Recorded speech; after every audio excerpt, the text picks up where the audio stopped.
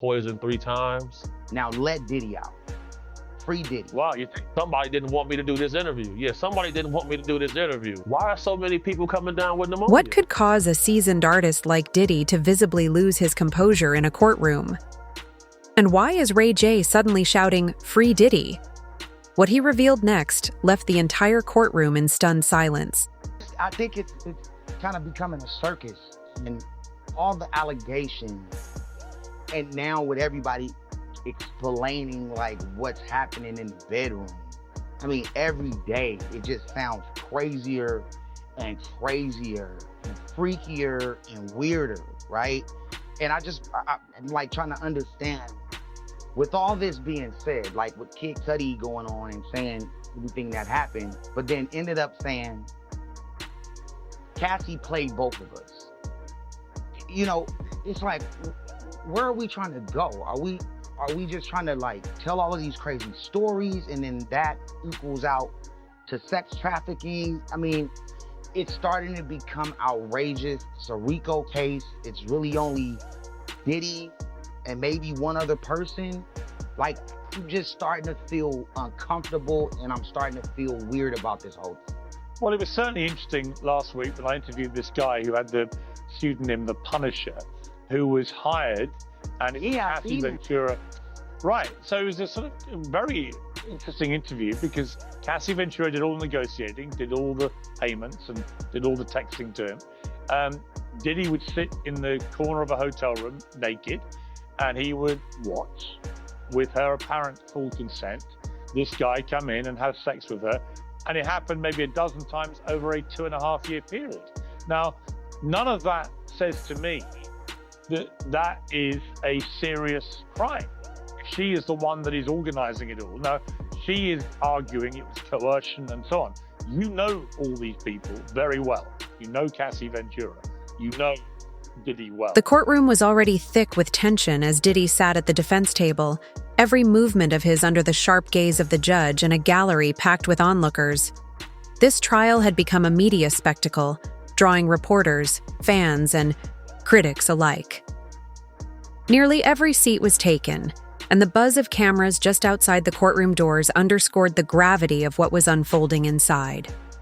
Low murmurs filled the air as journalists scribbled in their notepads, and spectators leaned forward, hanging on every word. But even in a trial already marked by dramatic twists and high-stakes revelations, no one could have predicted what was about to happen next. Without warning, RayJ, who had been sitting quietly among the crowd, rose suddenly to his feet. His voice cut through the courtroom like a blade, silencing the room instantly. "Free Diddy!" he shouted, his words echoing off the walls. It wasn't just a cry of support. It was raw, emotional, and desperate. The courtroom froze. All heads snapped in his direction, jaws dropping as the sheer shock of his outburst washed over the room. Gasps rippled through the gallery as the judge, caught mid-sentence, slammed her gavel down with a thunderous crack in an attempt to restore order. But the damage had already been done. Diddy, usually composed and unshakable, now looked visibly rattled. He shifted uncomfortably in his seat, his hands fidgeting on the table, his eyes fixed on anything but the commotion unfolding nearby. His calm facade was cracking. Jurors exchanged stunned glances. Lawyers on both sides began whispering, urgently, clearly concerned about the legal implications of the outburst. The judge leaned in, her expression dark, attempting to regain control. But RayJ wasn't finished. "You don't even know the half of it," he continued, his voice louder now, his tone charged with emotion. "You're all looking in the wrong direction." His words sent a fresh wave of murmurs through the courtroom. What did he mean? Was he implying that Diddy was being scapegoated, or that someone else was pulling the strings behind the scenes? RayJ didn't sound unhinged. He sounded convinced, as if he knew something no one else in the room did. A truth buried beneath the surface. A truth so explosive, he was willing to risk contempt of court just to hint at it. The gallery buzzed with speculation. Some spectators looked shaken. Others seemed to lean forward, eager to hear more, as if RayJ might say something that would crack the entire case wide open. Diddy, meanwhile, grew more visibly distressed. His eyes darted around the room, avoiding RayJ but clearly registering every word. Then came the moment that changed everything. RayJ's final words weren't loud, but they were chilling. "There's more going on here than you think," he said. Much more. Security quickly moved in, escorting him out of the courtroom as he shouted back over his shoulder. But the energy in the room had shifted. The tension, once simmering beneath the surface, had now reached a boil. I was just thinking, like, what era are we in? Like, it feels like we're in this vortex of, like, this dominatrix story about all of these different characters that are coming out and the names and the nicknames. And I mean, it's intense. I think that it's entertaining for sure, and it's definitely press worthy. But at the end of it all, it's like, this is what Diddy is being charged for, and this is what he possibly might serve a lot of jail time for. I just don't understand it, and I really want to know where this is all gonna go and where does this lead? Because again, it's weird, it's freaky, like the whole oral thing with the 19 guys and the blisters. I mean, it feels like they're just trying to paint these pictures of Diddy, and I was around Diddy all the way pretty much up until the arrest, and all I got from that when I hung out with Diddy, and this is word to my mom and kids, he's always inspired me to be great. When I left, I felt like I could do more for my business. I felt like I had more power because I wanted to be more vocal in running my companies and call my wife if we were getting into it and send her flowers. I mean, these are all the things he was instilling to me and all of the young guys around that were inspired and you know, look at him as a mentor. So now these private things that happened when we were around, never even got a chance to see this kind of crazy stuff. It just sounds like this was a private, personal thing that was happening, and now it's starting to become it's diabolical. The courtroom struggled to regain its footing after RayJ's explosive outburst. Security had returned him to the witness stand, where he sat, visibly shaken, but with a fire in his eyes that hadn't been there before. The judge, clearly irritated by the disruption, banged her gavel sharply, demanding silence. The whispers faded. The air turned still.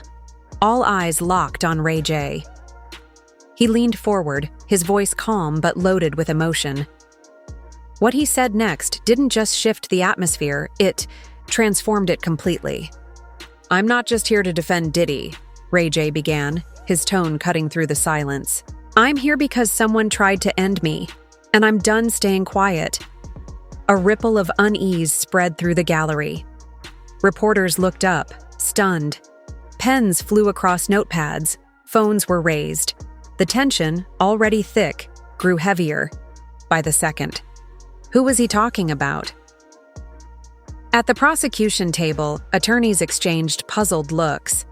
Diddy, meanwhile, stared straight ahead, his expression unreadable but his body language rigid. His hands clenched just slightly on the table. In front of him. "They know who they are," RayJ continued, scanning the room with piercing eyes. "They've been walking around like they've already won." The implication hung in the air like a live wire. Then, without warning, he dropped a name that cracked the room open. "I'm talking about James Winston," RayJ said, enunciating every syllable, his voice steady but full of weight. The reaction was immediate. A loud gasp broke out from the gallery. A woman in the back exclaimed, "What?" before being silenced by another bang of the judge's gavel. The room descended into stunned chaos. James Winston. The name echoed silently around the room. A powerful figure in the entertainment world, Winston was known more for his connections and backroom deals than for public scandals. The idea that he could be tied to an alleged attempt on someone's life, let alone RayJ's, was more than shocking. It was seismic. Reporters frantically typed, some dictating updates into phones, others live tweeting from the courtroom. Outside, news alerts were already lighting up. But RayJ wasn't finished. He spoke of veiled threats, cryptic messages, and accidents that now seemed far too calculated to be coincidences. He described a chilling encounter that convinced him his life was in real danger, an incident he said he could no longer write off as paranoia. "I've been holding this in for too long," he said, locking eyes with Diddy. "But they know I'm telling the truth. They know what they did." The judge, trying to keep a grip on the courtroom, warned against any further disruptions. But it was impossible to ignore the shift in energy. Everyone could feel it. Diddy remained motionless, but his hands betrayed him. A slight, involuntary twitch on the tabletop. It didn't go unnoticed. Murmurs rose again, and this time, even the jury seemed shaken. RayJ's testimony wasn't just a spectacle. It was a detonation. And now, a critical question loomed. Was this simply a desperate act of deflection or the unraveling of a deeper, more dangerous truth?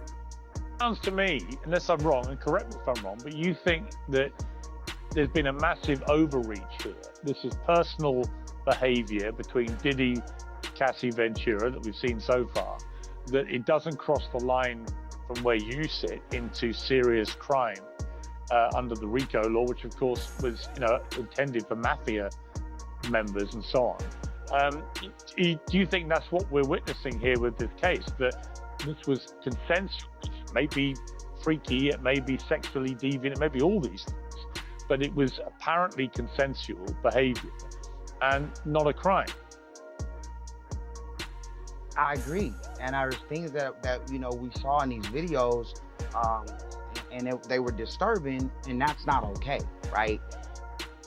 But looking at the crimes that he's being charged for, this is where it starts to go overboard, and it's like whoever was mad at the top was really mad, and I think we're here now, and I think it's a flex, because like, what are they trying to get out of this in this court?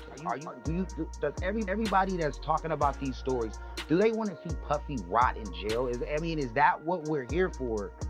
Because I just think that that's unfair, and just knowing everybody, it just could have been done a different way. Now it's starting to worry me, and I honestly think that Diddy will get out, and I think that there's nothing here.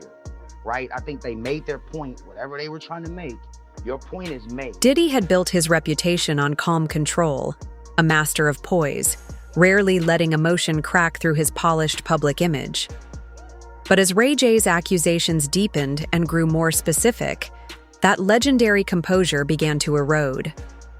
When the name James Winston rang out through the courtroom, Diddy's reaction was subtle, yet unmistakable. He didn't flinch. He didn't speak, but his posture stiffened. His left hand, which had rested steadily on the table for most of the proceedings, crept to the table's edge, gripping it tightly. His jaw clenched, his eyes fixed forward.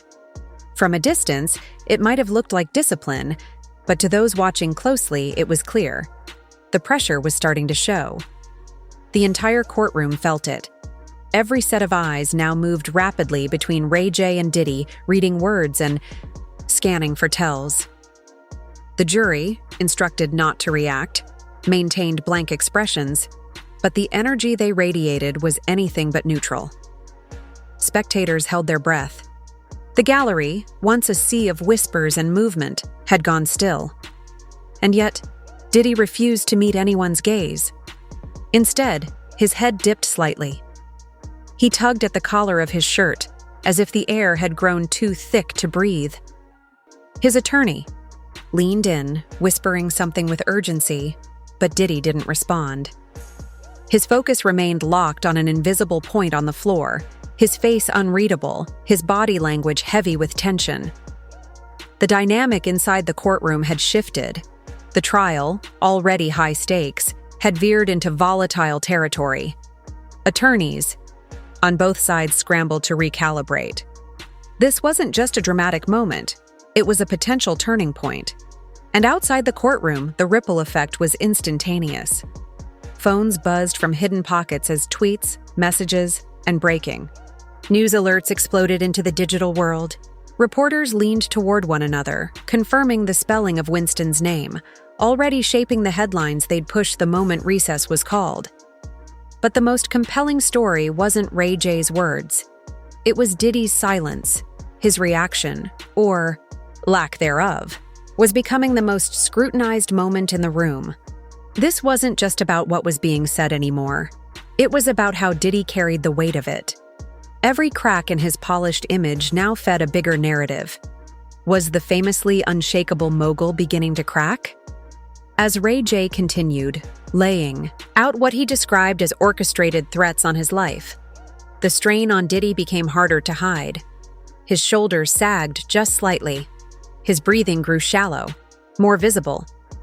And then, for the first time since the trial began, Diddy placed, both hands flat on the table, fingers splayed as though bracing himself, trying to anchor to something solid. And then, the moment that turned the courtroom to stone. RayJ described a chilling incident, an alleged attempt on his life involving tampered brakes on his car. The words struck like a blow. Diddy leaned back in his chair, exhaling deeply. His lips parted slightly, as if he might respond, but he caught himself, jaw tightening once more. But the slip had already happened. In that fleeting, unguarded second, the room saw what he couldn't hide. The courtroom wasn't a stage anymore. The drama had become real. Outside, social media was in overdrive. Speculation exploded.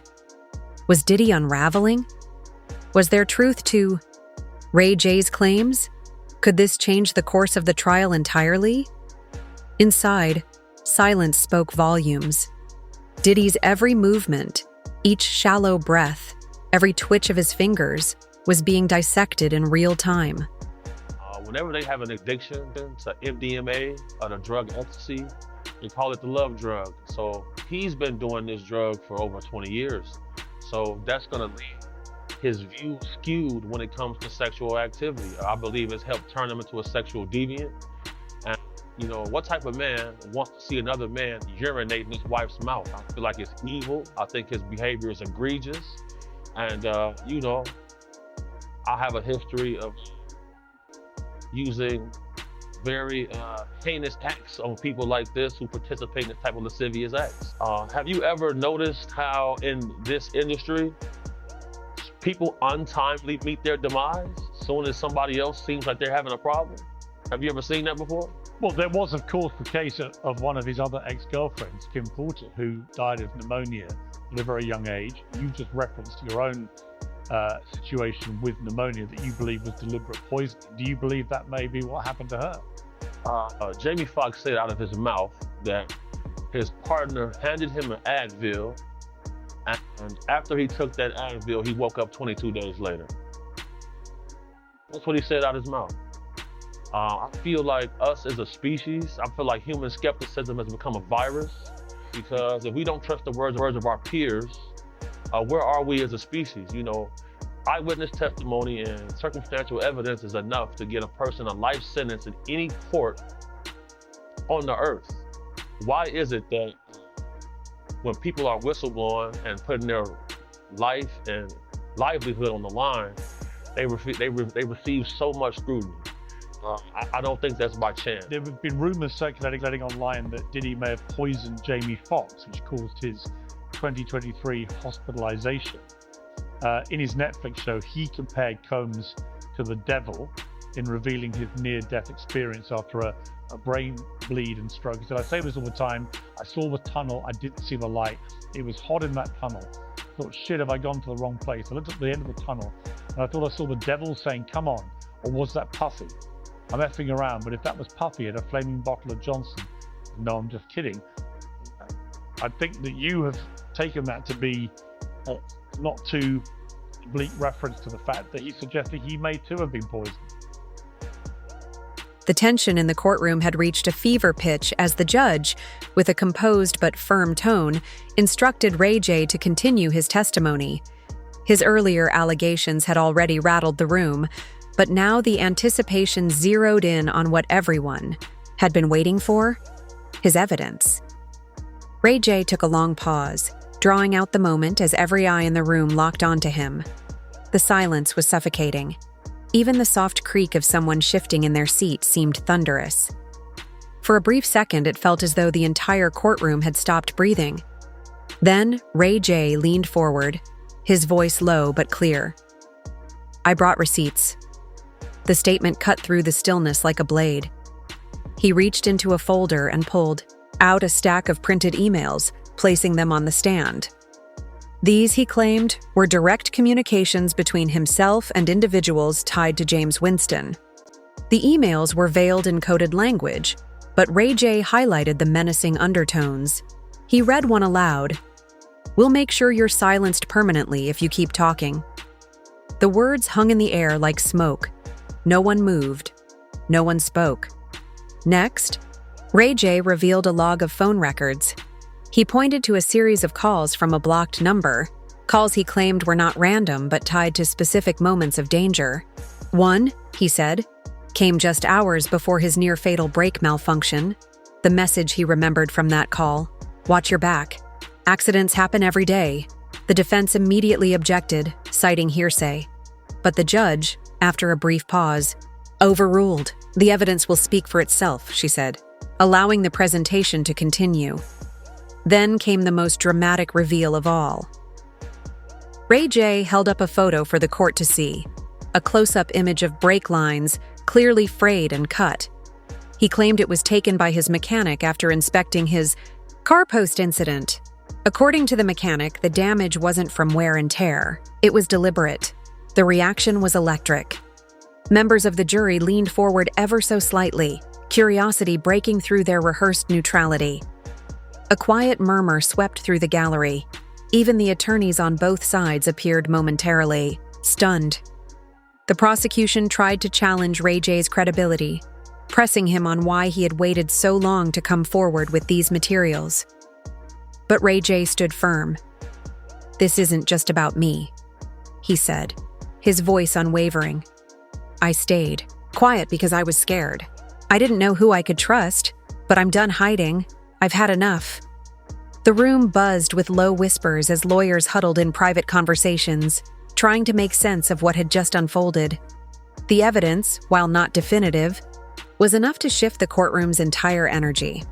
It wasn't just a dramatic moment. It was a potential game changer. Because the last time I was scheduled to be in this interview, randomly, our car gets hit from the side by a blacked out vehicle. No license plate. That's happened 3 times this month so far. Really? Somebody didn't want me to do this interview. Yeah, somebody didn't want me to do this interview. You know, I'm somebody where I've had FBI come to my house before and tell me they found a threat against my life. Diddy. Seems like every day, scandal bigger and worse for him. Yeah, it certainly does. And I'm not surprised whatsoever. I mean, I think I was on your show before he got arrested and I brought up what was going on with him, and because I had read through the lawsuit, and it was just one of those things that was unavoidable because there was so much evidence. I mean, there was picture documentation, there was video documentation. And I also want to be clear that the press and the media and the public at large is shocked by what's happening, but we really are just getting to the beginning of everything. A lot of things start happening to remove people from the case that are going to strengthen the case for the prosecution. And I feel like we're watching that take place now with one of the male sex worker guys who provided tapes to the feds. He's disappeared. This is similar to what happened in the Tory Lanez case, where the bodyguard whose DNA was on the weapon, he disappeared. She and Cassie needed to sway Kid Cudi against telling the cops that Diddy was involved in the alleged break-in. Clark testified, quote, he says, "If you guys don't convince him of that, I'll kill all you MFers." But that wasn't the only time that Clark said that she feared for her own life. She claimed Diddy once accused her of stealing diamond jewelry, so that she suffered through 5 straight days of lie detector tests inside of a gutted, run-down Manhattan office building. She testified the man giving the tests warned her, quote, "I'm not getting a good reading. You need to calm down. You're going to be in the East River if I can't get a reading on this." the prosecution had alleged in its opening, he had staffers who helped him commit crimes that aren't necessarily charged, statute of limitations expired, etc., but that he committed as part of this overall criminal enterprise. Phil, let me start with you on whether the prosecution is making its case. Well, it sounds like, Megan, they're finally getting into some of the meat of the matter, because up until now, we've heard a lot of emotionally charged testimony. We've heard about domestic violence. We've heard about, third-rate burglaries and things like that, like you were just discussing. But we haven't heard much about how this was some type of criminal enterprise related to, sex trafficking. We're starting to hear now that who these people are that are the other racketeers. You've got other employees, security personnel, and so the government is starting to make its case. They've got a long way to go, but until today, I had a lot of reasonable doubt, the things that I was thinking about, because these witnesses all seem to have some degree of kind of affection for Combs, or maybe had affection in the past. And it may be that they all had some kind of an angle, some incentive to testify against him, maybe sour. The ripple effect of RayJ's testimony was nothing short of seismic. Within hours, his explosive accusations dominated headlines across every major news outlet. Social media ignited into a firestorm, filled with theories, debates, and viral memes, transforming the courtroom drama into a global spectacle. Hashtags like "Sarge Free Diddy," RayJ was right, and Winston exposed trended worldwide, signaling a shift in public attention. What began as a trial focused squarely on Diddy had morphed into a deeper, darker narrative, one entangled with power, fear, and the unspoken dangers lurking behind fame. Suddenly, the focus wasn't just on Diddy.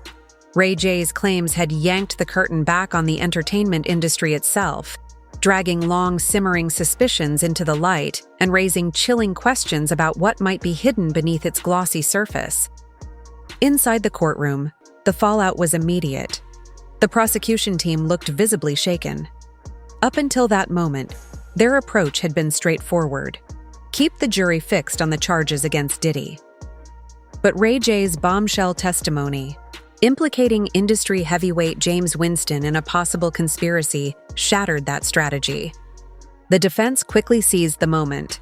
During recess, they huddled in tense discussions, clearly weighing how to use this unexpected twist to their advantage.